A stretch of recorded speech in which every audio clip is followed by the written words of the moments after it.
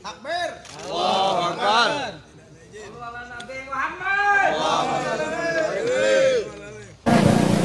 Nah sekarang mereka ingin beribadah di rumah ibadah mereka sendiri. Kita melarangnya alasannya apa? Karena belum ada izin.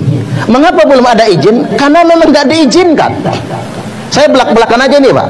Masih banyak oknum pejabat yang menghalang-halangi pendirian rumah ibadah. Bupati Purwakarta menyegel sebuah bangunan yang dijadikan rumah ibadah alias gereja oleh jemaat Gereja Protestan Simalungun. Berita ini sungguh menyedihkan dan sekaligus juga membuat marah sebenarnya.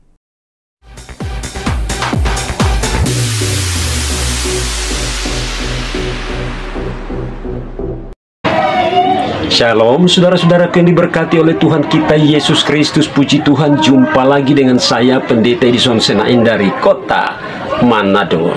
Pada kesempatan ini saudara-saudaraku, saya akan menghadirkan pembahasan tentang perilaku seorang bupati perempuan di Purwakarta yang melakukan penyegelan gereja atau penyegelan tempat ibadah umat Kristen. Dan marilah kita ikuti cuplikan videonya berikut ini.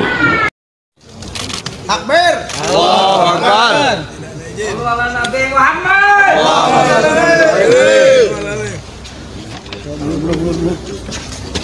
Ini adalah sebagai dasar kita menindaklanjuti penutupan ya, sementara sebelum keluarnya perizinan. Jadi saya harapkan pada gedung ini untuk mengurus perizinan terlebih dahulu ya. Oke Bu Lura ini ya. Ada berita buruk dari Kabupaten Purwakarta. Bupati Purwakarta menyegel sebuah bangunan yang dijadikan rumah ibadah alias gereja oleh jemaat Gereja Protestan Simalungun. Berita ini sungguh menyedihkan dan sekaligus juga membuat marah sebenarnya.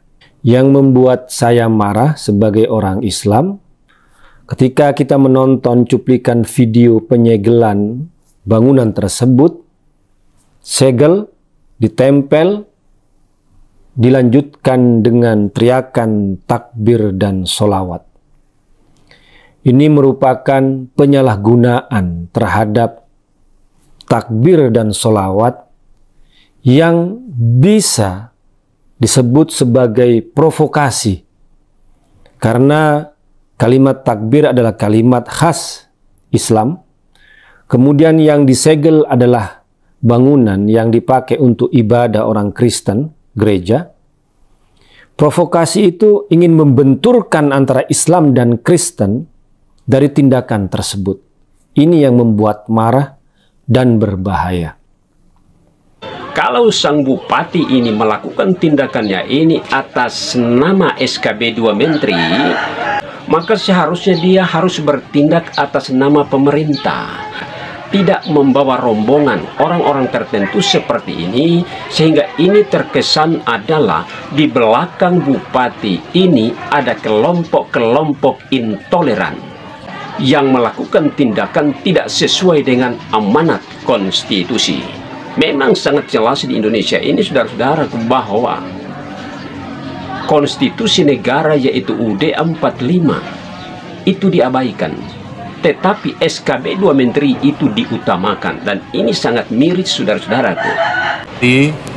Beragama dan beribadah itu dijamin oleh konstitusi kita, dijamin oleh Undang-Undang Dasar 1945, pasal 29 ayat 2. Sekali lagi, dijamin oleh konstitusi. Ini harus ngerti. Dandim, Kapolres, Kapolda, Pangdam harus ngerti ini. Kejari, Kejati. Jangan sampai yang namanya konstitusi itu kalah oleh kesepakatan. memang sangat disayangkan dan sangat miris, saudara-saudara itu.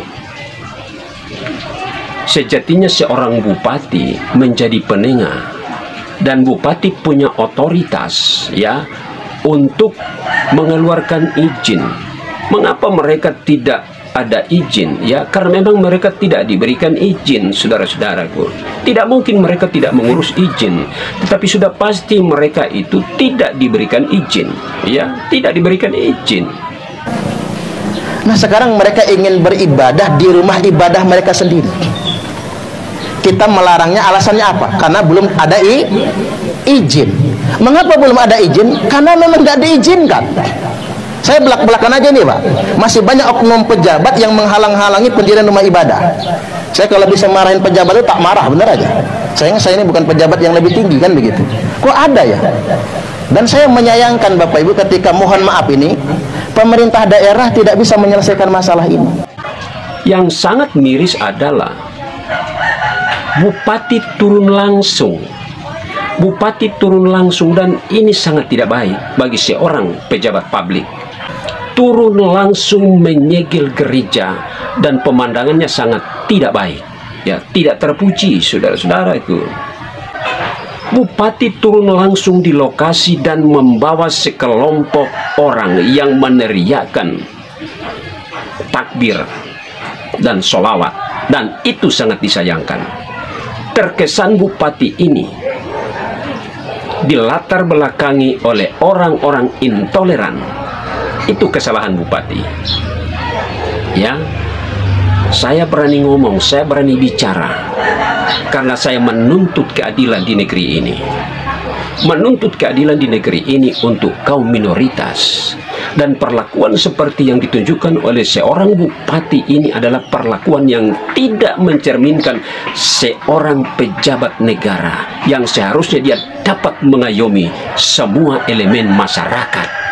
Ya, dapat mengayomi. Artinya, kalaupun dia turun di lokasi, turun di TKP, ya, tidak boleh membawa massa yang meneriakkan slogan atau meneriakkan takbir dan sholawat seperti itu. Ini terkesan ada golongan tertentu yang melatar belakangi tindakan dari seorang bupati. Jadi bupati ini tidak dapat mengayomi semua elemen masyarakat. Dan semoga UUD 1945 pasal 29 ayat 1 dan 2 dapat ditegakkan di negara yang kita cintai ini. Bukan menegakkan SKB 2 Menteri, tetapi menegakkan konstitusi negara yang derajatnya lebih tinggi. Karena UUD 1945 dan Pancasila itu adalah dasar dari segala dasar hukum yang ada di Indonesia. UUD 1945 dan Pancasila adalah sumber dari segala sumber hukum yang ada di Indonesia. Jadi tidak mungkin SKB 2 Menteri lebih diutamakan daripada konstitusi negara. UUD 1945 pasal 29 ayat 2 bahwa negara menjamin kemerdekaan tiap-tiap penduduk untuk memeluk agamanya masing-masing dan untuk beribadah menurut agama dan kepercayaannya itu. Jadi itu juga sudah ditegaskan oleh Bapak Presiden Republik Indonesia, tapi tetap dilanggar. Dan kita akan jumpa lagi pada video-video saya selanjutnya. Tuhan Yesus memberkatimu. Haleluya. Amin.